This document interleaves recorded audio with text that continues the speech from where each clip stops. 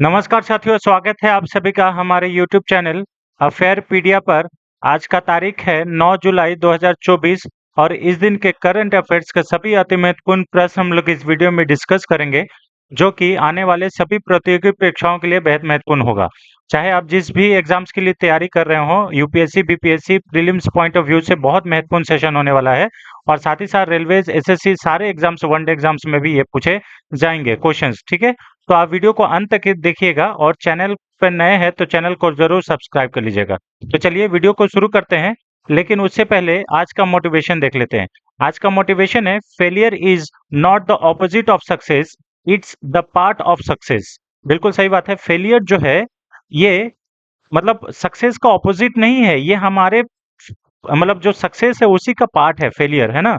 तो failure is the part of success, it's not the opposite of success. ठीक है, अगर आप देखिए कोई भी इंसान जब सक्सेस होता है तो उसके पीछे कहीं ना कहीं वो पहले एक दो बार फेलियर हो चुका होता है ना।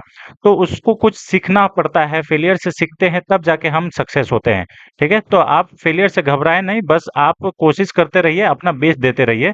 आप एक न एक दिन जरूर सक्सेस होंगे और वही फिर फेलियर जो है आपका एक कहानी बन के सामने आएगा। ठीक है, चलिए इसी मोटिवेशन के साथ आज का पहला क्वेश्चन देख लेते हैं। आज का पहला क्वेश्चन है, हाल ही में भारत और किस देश के रक्षा मंत्रालय के बीच पहली सचिव स्तरीय बैठक नई दिल्ली में आयोजित की गई है। तो देखिए, पहली जो सेक्रेटरीट जो डिफेंस मिनिस्ट्री का जो है वह सेक्रेटरी लेवल का जब मीटिंग न्यू दिल्ली में किया गया है तो ये भारत और कॉन्गो रिपब्लिक के बीच हुआ है। ऑप्शन नंबर ए इसका सही आंसर है। कॉन्गो लोकतांत्रिक गणराज्य, ये ऑप्शन नंबर ए इसका सही आंसर है। Democratic Republic of Congo, option number A. ठीक है, देखिए हाल ही में भारत के रक्षा मंत्रालय और कॉन्गो लोकतांत्रिक गणराज्य के बीच पहली सचिव स्तरीय बैठक नई दिल्ली में आयोजित हुई है। भारत के रक्षा मंत्रालय और डेमोक्रेटिक रिपब्लिक ऑफ कॉन्गो के सचिव स्तर के बैठक 5 जुलाई 2024 को नई दिल्ली में हुई है।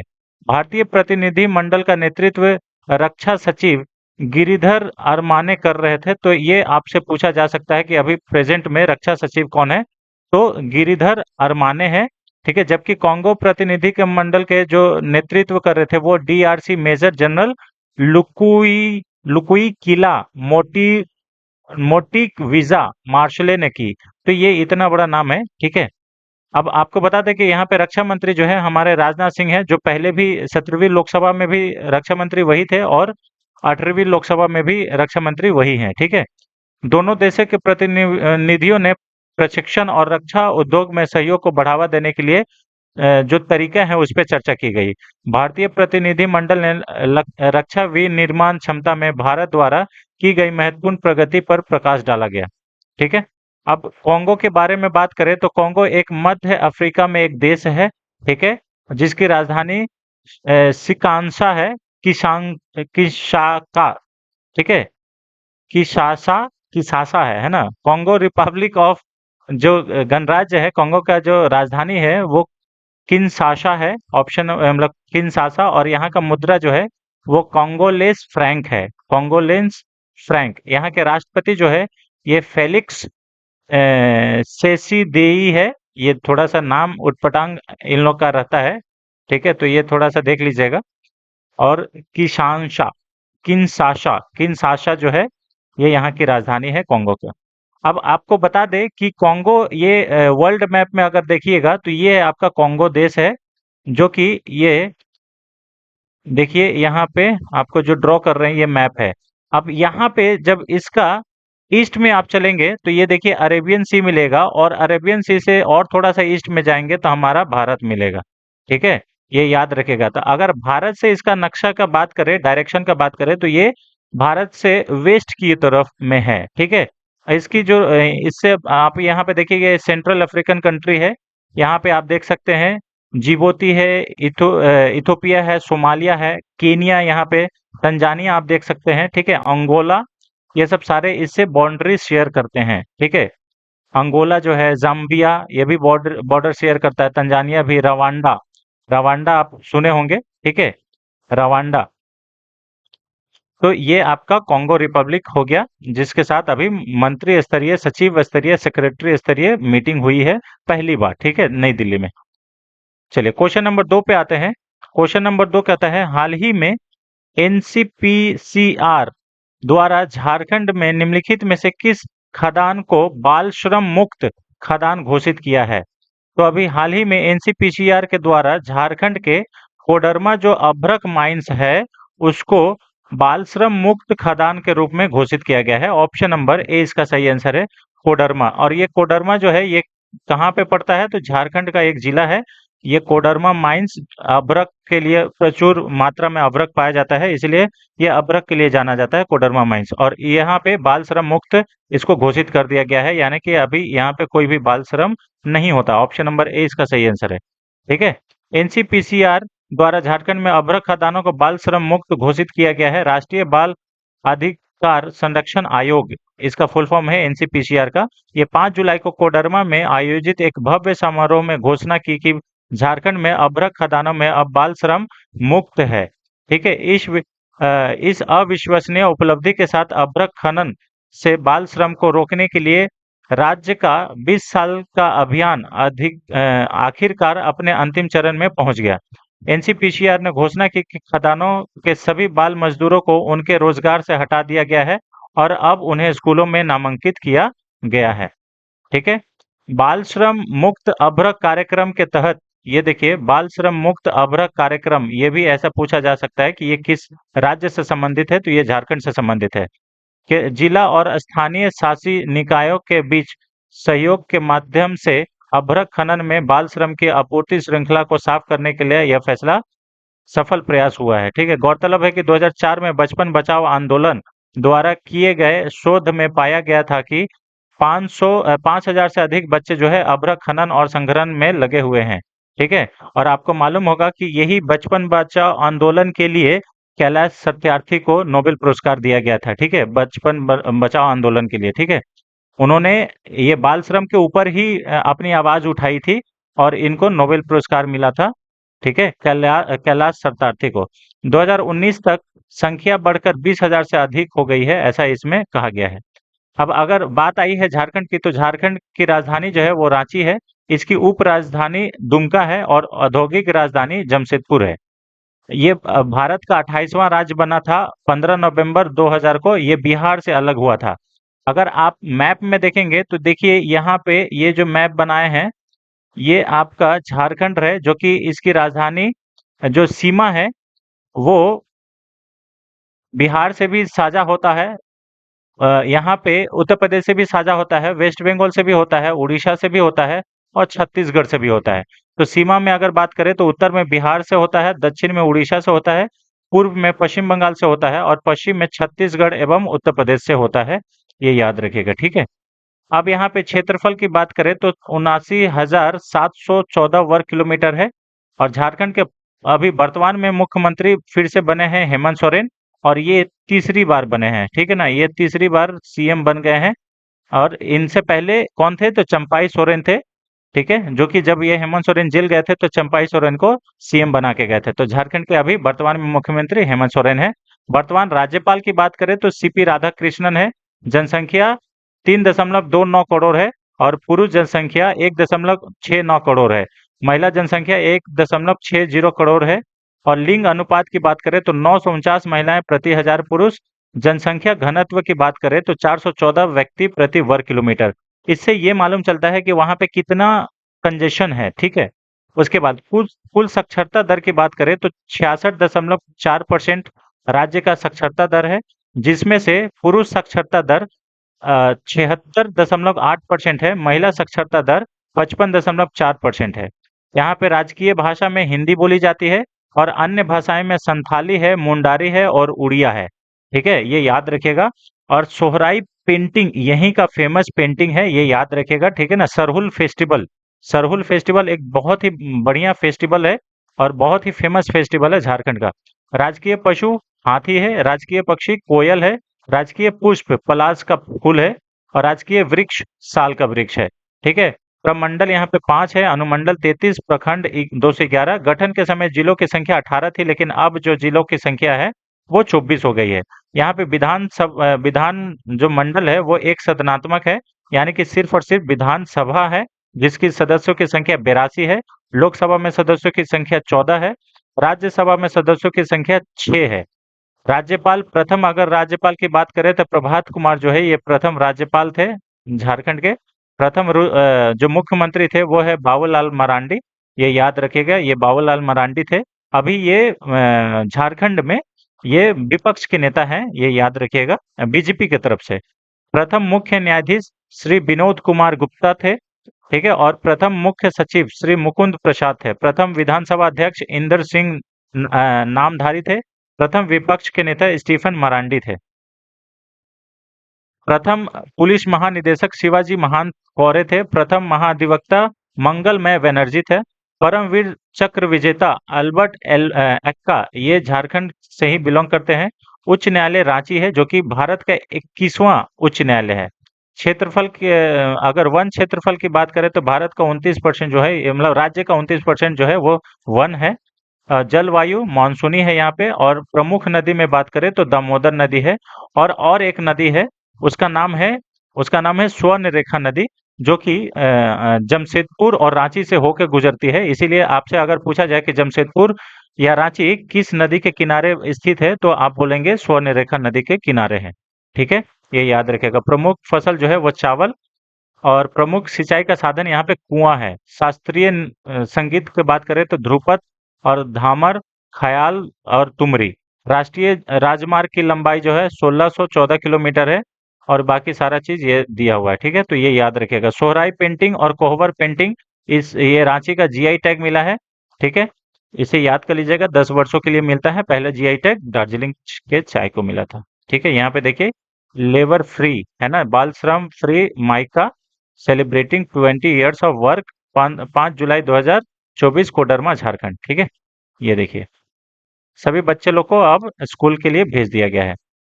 क्वेश्चन नंबर 3 पे आते हैं। हाल ही में डीआरडीओ द्वारा अनावरण किए गए भारत के अपने आधुनिक लाइट टैंक का नाम बताइए, नाम क्या है?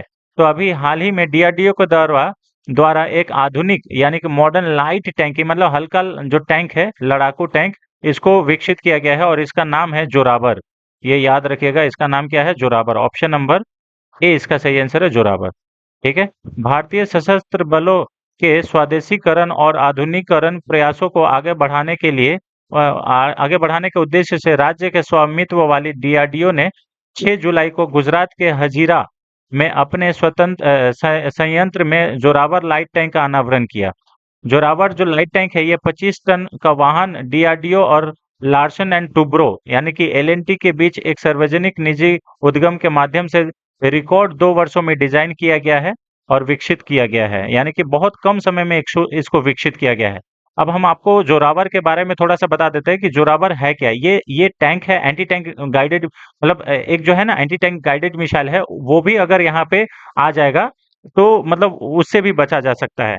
ये चर्चा में क्यों आया? क्योंकि हम आपको बताते हैं, जब रसिया और यूक्रेन जो कॉन्फ्लिक्ट चल रहा है, उसमें उसमें जो टर्की है वो यूक्रेन को बायोप्टर ड्रोन दिया है, जिससे ये जो जोरावर है, ये रसिया के तरफ से जब लड़ रहा था तो इसको बड़ा नुकसान पहुंचा। मतलब जो जो हमारा अर्जुन है, टैंक है, उसको बड़ा नुकसान पहुंचा। तो उसी को अपग्रेड वर्जन में इसका नाम कर दिया गया है।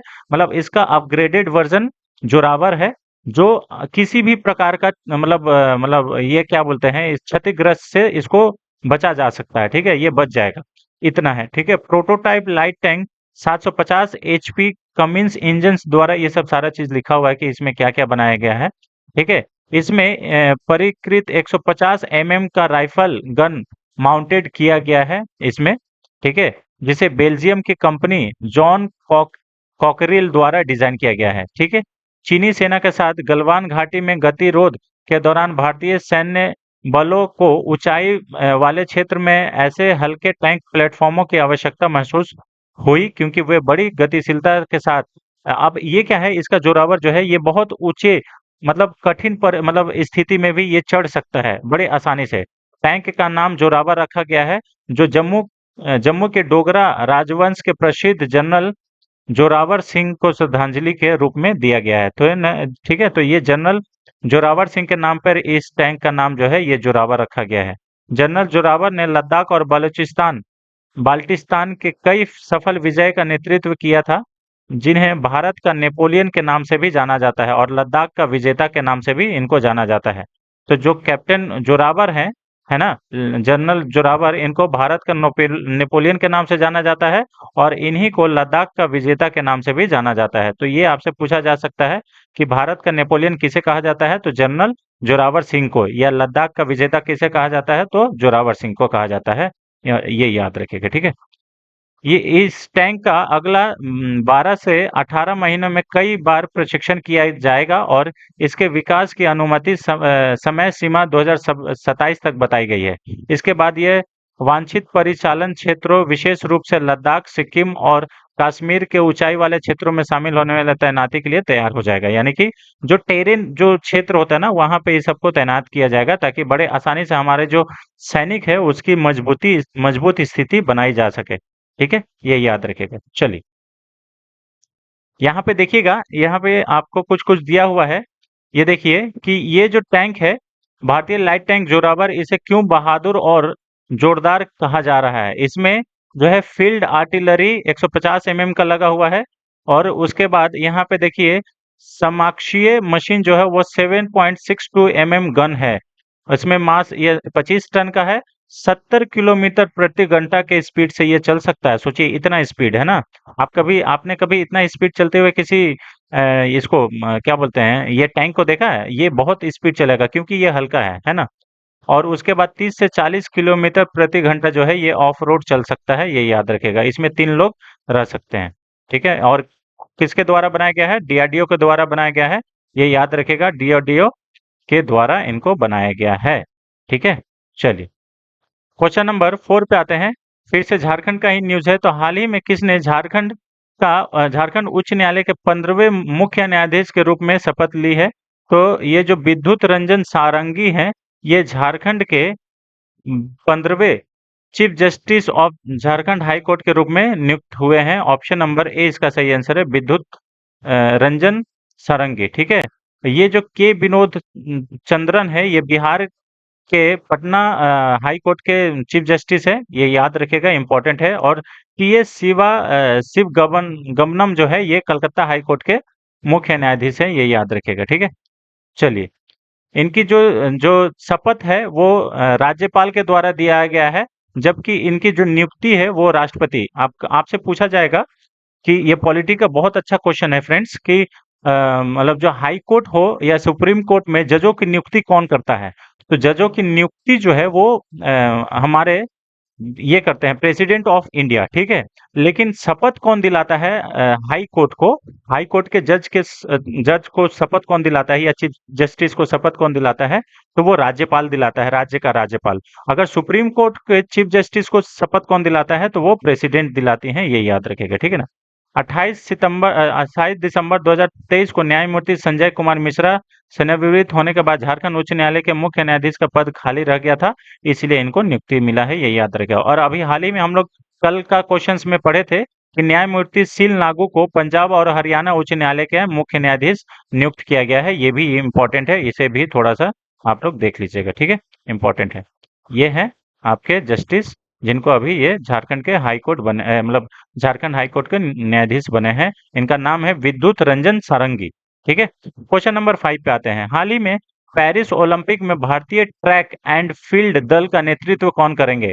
तो Indian track and field contingent के जो पेरिस क्लाइमेट में जो लीड करेंगे, उनका नाम है नीरज चोपड़ा, जिनको गोल्डन बॉय के नाम से भी जाना जाता है। ऑप्शन नंबर डी इसका सही आंसर है, नीरज चोपड़ा। ठीक है, ये याद रखेगा, गोल्डन बॉय। भारतीय एथलीट्स महासंघ ने घोषणा की है कि 2024 पेरिस ओलंपिक, जो 2024 का जो पेरिस ओलंपिक है, वो 28 सदस्यीय भारतीय ट्रैक और फील्ड का नेतृत्व नीरज चोपड़ा करेंगे।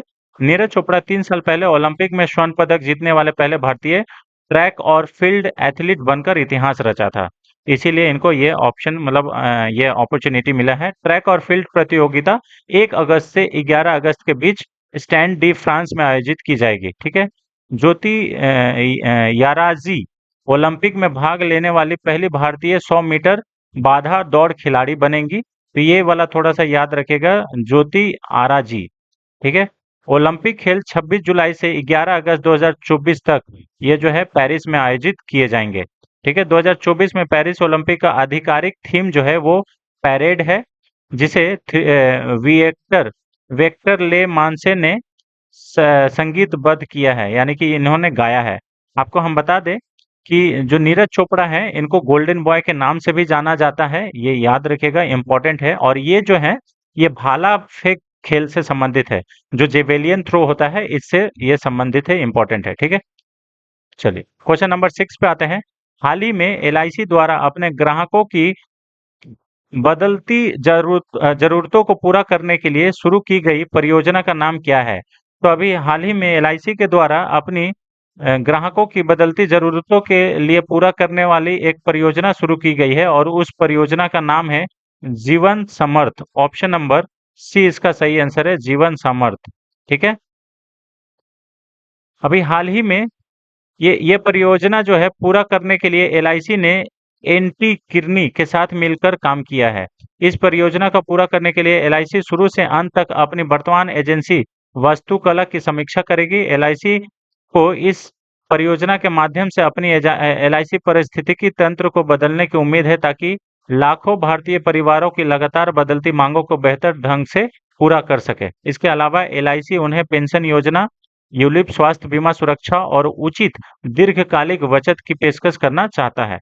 अगर आपको बात बात करें कि एलआईसी के चेयरमैन और सीईओ कौन है, तो वो है सिद्धार्थ मोहंती, और ये देख लीजिएगा, सिद्धार्थ मोहंती। ठीक है। चलिए क्वेश्चन नंबर 7 पे आते हैं। हाल ही में पैकेज्ड खाद्य पदार्थों के लेवल पर पोषण संबंधी जानकारी प्रदर्शित करने को किसने आदेश दिया है? तो आपको मालूम होगा कि न्यूट्रिशनल इंफॉर्मेशंस, अब आपको कोई भी पैकेज्ड फूड आप लेते हैं, चाहे वो कोको कोला हो या किसी भी प्रकार का चिप्स हो, कुरकुरे हो, किसी भी प्रकार का, जैसे जूस का भी पैकेज फूड मिलता है। तो अब ये फूड कॉरपोरेशंस ऑफ इंडिया, ये जो food and safety standard authority of India के द्वारा ये कहा गया है कि आप लोग जो है इसका अभी लेबल चिपकाएंगे और उसमें बताएंगे कि आपने इसमें कितना न्यूट्रिशन मिलाया है, और सब कुछ सही सही बताना होगा। आपको बता दें कि यही के द्वारा, ये फसाई के द्वारा, FSSAI के द्वारा ही बताया गया है कि जैसे लोग एप्पल जूस बोल के बेचते हैं, लेकिन उसमें ओरिजिनल में एप्पल जूस की मात्रा कितना है ये नहीं बताते हैं। तो ये FSSAI के द्वारा ये भी बताया गया है कि आपको पूरी तरह से जानकारी देनी पड़ेगी कि इसमें एप्पल जूस कितना है और आपने इसको किस तरीका से बनाया है। जैसे एप्पल जूस जब भी आप दुकान से खरीदते हैं, ठीक है, तो उसमें आपको जो मिलता है वो आपको लगता है कि रियल जूस है, वहां पे देखिए लिखा हुआ रहेगा रियल जूस, लेकिन वो रियल जूस नहीं होता है। पहले उसको सुखाया जाता है, फिर उसको पाउडर के फॉर्म में उसको प्रिजर्व करके रखा जाता है ताकि खराब ना हो, और उसके बाद जब जब ये पैकेजिंग के लिए जाता है तब जाके उसको फिर से लिक्विड फॉर्म में बदला जाता है। तो ये सब सारा जानकारी देने के लिए अभी FSSAI के द्वारा कहा गया है, ठीक है, कि आपको न्यूट्रिशनल जानकारी देना पड़ेगा, पोषण संबंधी जानकारी आपको लेबल लगाना ही पड़ेगा जो भी पैकेज्ड फूड है उस पे। ठीक है। भारतीय खाद्य सुरक्षा और मानक प्राधिकरण के द्वारा, ठीक है, पैकेज्ड खाद्य पदार्थों के लेबल पर, ठीक है, कुल शर्करा यानी कि शुगर, नमक और संतृप्त वसा यानी कि सैचुरेटेड जो फैट है जैसी पोषण संबंधित जो जानकारी है और मोटे अक्षरों में प्रदर्शित करने का प्रस्ताव को मंजूरी दे दी गई है। यानी कि पूरा बोल्ड करके इसमें दिखाना पड़ेगा, ये ऐसा बोला गया है। ठीक है। FSSAI की 44वीं बैठक में पोषण संबंधी जानकारी लेबलिंग के संबंध में खाद्य सुरक्षा मानक, ठीक है, लेबलिंग और प्रदर्शन विनियम 2020, ठीक है, में संशोधन करने का निर्णय लिया गया है। यानी कि जो ये एक्ट है, इसमें 2020 का एक्ट है, इसमें संशोधन करने का निर्णय लिया है। संशोधन के लिए मसौदा अधिसूचना अब आगे के सुझावों और आपत्तियों के लिए सार्वजनिक डोमेन में रखी जाएगी। ठीक है। बाकी सारा चीज तो आपको बता ही दिए कि इसमें क्या है। अब भारतीय खाद्य सुरक्षा और मानक प्राधिकरण यानी कि food standard food safety standard authority of India, ये एक वैधानिक निकाय है, ये याद रखेगा, यानी कि संवैधानिक निकाय नहीं है, वैधानिक निकाय है। इसकी स्थापना 5 सितंबर 2008 को की गई थी। इसका मुख्यालय नई दिल्ली में है, और इसके संस्थापक जो है वो अंबुमणि रामदास हैं, ये याद रखेगा। ठीक है। ये इंपॉर्टेंट है। अब इसके द्वारा देखिए लेबलिंग एंड डिस्प्ले रेगुलेशंस अब आ गया, अब बर्ड्स आई व्यू, यानी कि अब इसके ऊपर पूरी तरीका से, अब देखिए इस प्रकार से होता है ना कि इसमें कार्बोहाइड्रेट कितना है, न्यूट्रिशन कितना है, प्रोटीन कितना है, सारा चीज इसमें अब लेबल लगा के आपको देना पड़ेगा, सारे जो भी पैकेज्ड फूड है वो सारे में। ठीक है। तो ये एक अच्छी काम है, यूजर्स जो जो कंज्यूमर है उनके लिए बढ़िया हो जाएगा। ठीक है, चलिए क्वेश्चन नंबर 8 पे आते हैं। हाल ही में यूपी सरकार ने हाथरस भगदड़ के लिए 3 दिवसीय न्यायिक आयोग का गठन किया है। इस न्यायिक आयोग के प्रमुख कौन होंगे? ठीक है, तो जो अभी एक जुडिशियल कमीशन गठित किया गया है हाथरस में जो भगदड़ हुआ था, जिससे लगभग 125 लोग मरे हैं। ठीक है, 125-24 ऐसा बताया जा रहा है। तो उसके लिए जुडिशियल कमीशन जो है उसके जो अध्यक्ष हैं वो न्यायमूर्ति ब्रजेश कुमार श्रीवास्तव करेंगे। ऑप्शन नंबर सी इसका सही आंसर है, ब्रजेश कुमार श्रीवास्तव। ठीक है, यूपी सरकार ने हाथरस भगदड़ की जांच के लिए 3 दिवसीय 123 लोग यहाँ पे मरे थे और इसकी अध्यक्षता जो है वो इलाहाबाद हाई कोर्ट के सेवानिवृत्त न्यायाधीश न्यायमूर्ति ब्रजेश कुमार श्रीवास्तव करेंगे। ठीक है, तो ये अभी इलाहाबाद हाई कोर्ट के जस्टिस नहीं है, ये पहले थे, तो इनको अभी ये मतलब सौंपा गया है। ठीक है, अगर उत्तर प्रदेश की बात करें तो उत्तर प्रदेश की राजधानी लखनऊ है। और अगर आप मैप में देखेंगे तो ये उत्तर प्रदेश है, जिसकी राजधानी जो है, जो सीमा है वो मध्य प्रदेश से भी साझा होती है, बिहार से भी होती है, झारखंड से भी होती है, नेपाल से भी होती है, उत्तराखंड से भी होती है, दिल्ली हरियाणा से भी होती है और राजस्थान से भी होती है।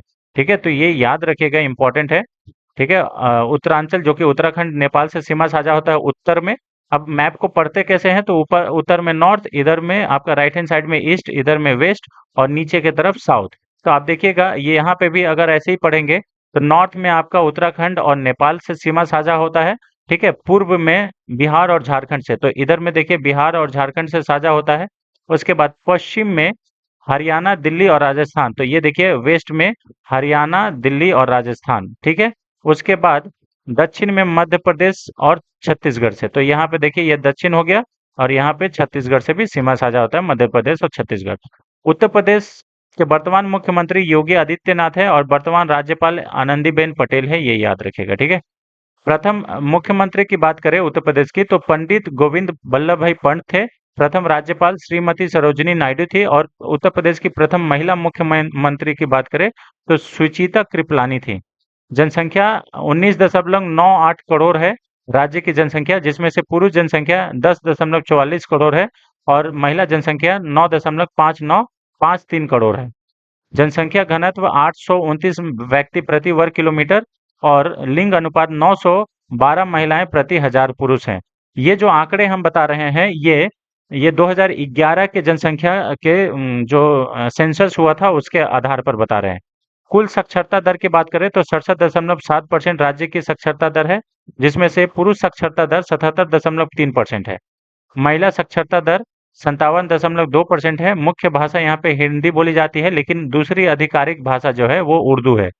उच्च न्यायालय इलाहाबाद है, यहाँ पे जिलों की संख्या 2 है। और विधानमंडल की बात करें तो यहाँ पे द्विसदनात्मक विधानमंडल है, यानी कि विधानसभा भी है और विधान परिषद भी है। विधानसभा में सदस्यों की संख्या 404, विधान परिषद में सदस्यों की संख्या 100, राज्यसभा में सदस्यों की संख्या 31, लोकसभा में सदस्यों की संख्या 80। ठीक है, यहाँ पे राजकीय पशु बारहसिंघा है, राजकीय पक्षी सारस अथवा क्रोंच है, राजकीय पुष्प ब्रह्म कलश है, राजकीय चिन्ह मछली है और राज्य की स्थापना दिवस 1 नवंबर 1956 को किया गया था। ठीक है, प्रमुख खनिज तांबा, जिप्सम, चूना पत्थर और डोलोमाइट पाया जाता है। ठीक है, पर्यटन स्थल में ताजमहल आगरा, सारनाथ, कुशीनगर और इलाहाबाद और वाराणसी, ये सब जो है पर्यटन स्थल है। और दुधवा राष्ट्रीय उद्यान ये उत्तर प्रदेश में ही स्थित है, ये भी याद कर लीजिएगा, इम्पोर्टेंट है। यहाँ पे जनजाति की बात करें तो थारू, भोटिया और जौनसारी, खरवार, सौका, बुक्सा, राजी अथवा बनरौत, महागिरी, ये सब जो है जनजाति यहाँ पे पाया जाता है। ठीक है, चलिए प्रमुख झील में गोखुर झील, भीमताल झील, रूपकुंड झील, चंडेला झील और पुनाताल झील, ये सब उत्तर प्रदेश में ही स्थित है। ठीक है, क्वेश्चन नंबर 9 पे आते हैं। हाल ही में भारतीय अंतरिक्ष हैकाथॉन निम्नलिखित में से किसके द्वारा लॉन्च किया गया है? तो अभी भारतीय अंतरिक्ष हैकाथॉन जो है अभी भारत के जो इसरो के चेयरमैन है उनके द्वारा ये लॉन्च किया गया है। ऑप्शन नंबर ए इसका सही आंसर है, एस सोमनाथ। इन्हीं का एक बुक का नाम है शेर जिसने चांदनी पी ली, इनका ऑटोबायोग्राफी है। एस सोमनाथ, ये भी बुक भी याद कर लीजिएगा। तो इसका ऑप्शन नंबर ए इसका सही आंसर हो जाएगा, ये याद रखेगा। राष्ट्रीय अंतरिक्ष दिवस 2024, ठीक है, समारोह में हिस्सा के रूप में इसरो के अध्यक्ष एस सोमनाथ भारतीय अंतरिक्ष हैकाथॉन लॉन्च किए। हैकाथॉन के लिए भू स्थापित डोमेन अंतरिक्ष विज्ञान, छवि प्रसंस्करण और एआई एमएल यानी कि मशीन लर्निंग, आर्टिफिशियल और मशीन लर्निंग क्षेत्रों में 12 समस्याएं विविकरणों को पहचान की गई। 3 से 4 छात्र इस टीम के इस हैकाथॉन में भाग ले सकती है और नवीन समाधानों के साथ चुनौतियों का समाधान कर सकती है।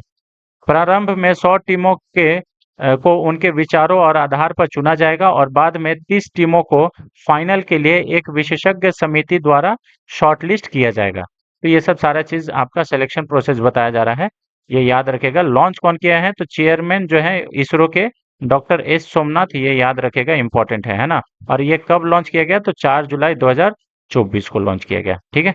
चलिए क्वेश्चन नंबर 10, आज का लास्ट क्वेश्चन फ्रेंड्स। हाल ही में भगवान जगन्नाथ की विश्व प्रसिद्ध रथ यात्रा किस शहर में आयोजित की गई है? तो ये जो है पुरी की जगन्नाथ रथ यात्रा, आप लोग जानते होंगे कि कितना फेमस है।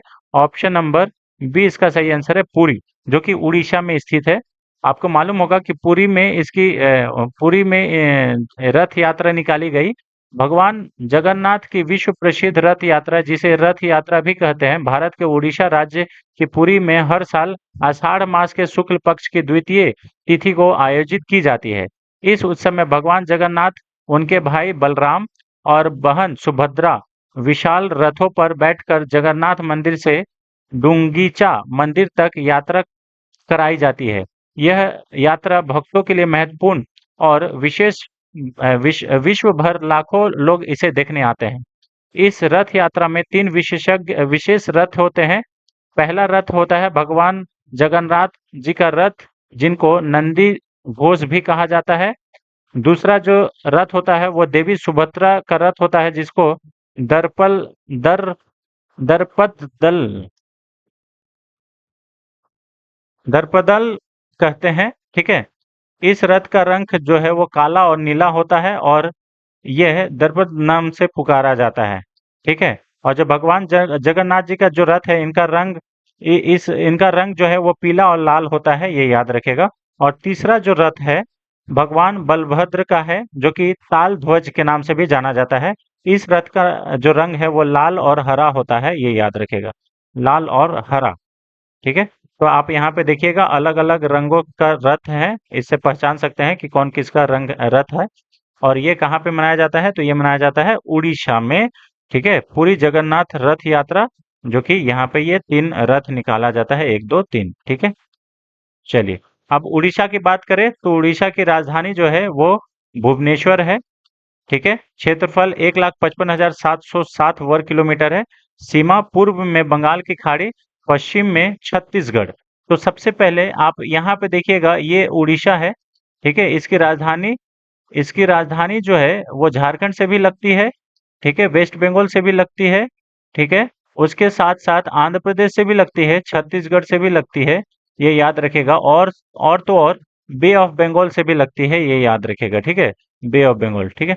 तो यहाँ देखिए पूर्व में बंगाल की खाड़ी से लगती है, पश्चिम में छत्तीसगढ़ से लगती है, झारखंड से लगती है, दक्षिण में आंध्र प्रदेश से लगती है।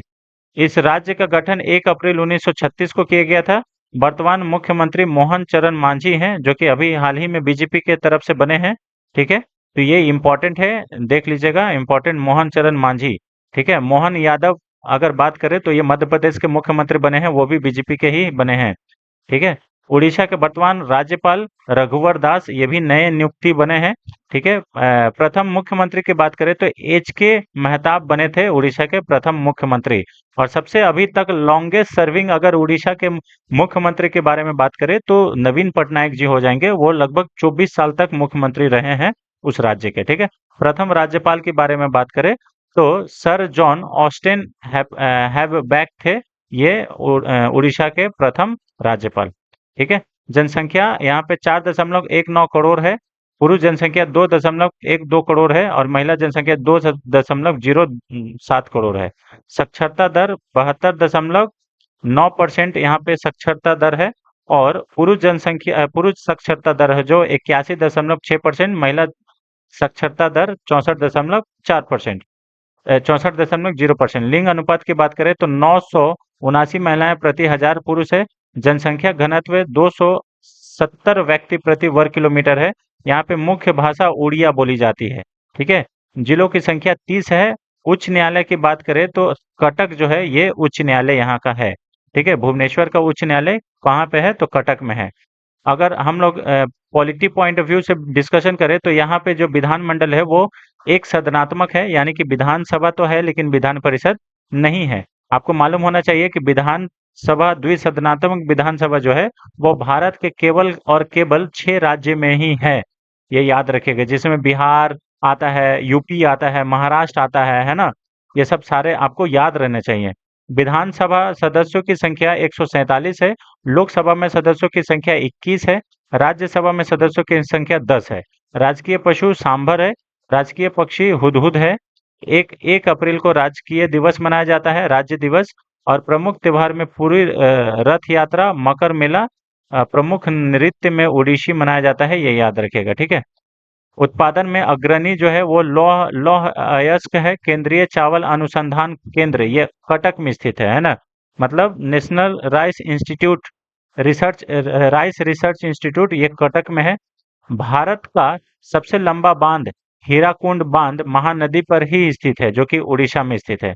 नरसिंह देव ने कोणार्क सूर्य मंदिर बनवाया था। ठीक है। तो कोणार्क का सूर्य मंदिर जो है वो किसने बनाया था? तो नरसिंह देव ने बनाया था, ये याद रखेगा। ये हिस्ट्री पॉइंट ऑफ व्यू से बड़ा क्वेश्चन इंपॉर्टेंट हो जाता है। ठीक है। उड़ीसा का नंदन कानन वन्य प्राणी अभयारण्य जो है, जो कि भुवनेश्वर में है, वो सफेद चीतों के लिए फेमस है। सफेद चीतों के लिए फेमस है नंदन कानन अभयारण्य। उड़ीसा का प्राचीनतम नाम कलिंग था। ठीक है। मयूरभंज, केओंझार और सुंदरगढ़ की लौह खदानें बड़ा उड़ीसा में स्थित है। और यही मयूरभंज जगह है जहां से हमारे भारत की राष्ट्रपति द्रौपदी मुर्मू आती हैं। ठीक है। और द्रौपदी मुर्मू के बारे में अगर बात करें तो ये उड़ीसा से है ही, और अभी उड़ीसा में रथ यात्रा भी अटेंड करने आई थी। और आपको बता दें कि राष्ट्रपति बनने से पहले जो राष्ट्रपति द्रौपदी मुर्मू है वो झारखंड के राज्यपाल हुआ करती थी। ठीक है। यहाँ पे देखिए, पुरी जगन्नाथ मंदिर का निर्माण महाशिव गुप्ता यायाति के द्वारा कराया गया था।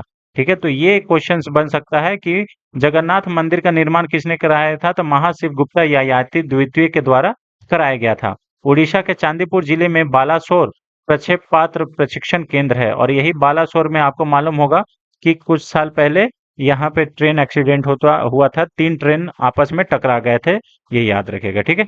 तो ये रहा फ्रेंड्स आज का 10 अति महत्वपूर्ण प्रश्न। इसके साथ साथ स्टैटिक जीके आपको भरपूर जीके दिया गया है, और राज्य दर्शन के साथ। ठीक है। तो अगर आपको हमारा ये प्रयास आपको अच्छा लगता है तो ज्यादा से ज्यादा शेयर कीजिए, वीडियो को लाइक कीजिए, और हाँ, कमेंट जरूर कीजिएगा। लाइक करते हैं तो हमारा भी मोटिवेशन बनता है। वीडियो को जरूर लाइक करें फ्रेंड्स, और इसे अपने अपने प्लेटफॉर्म पे शेयर करें ताकि हमारा भी मोटिवेशन बना रहे और हमसे ज्यादा से ज्यादा लोग जुड़ के तैयारी कर सके। ठीक है। अपनी तैयारी को मजबूत करते रहिएगा। तब तक मिलते हैं नेक्स्ट वीडियो में। तब तक के लिए जय Hind. Thank you so much. Thank you so much.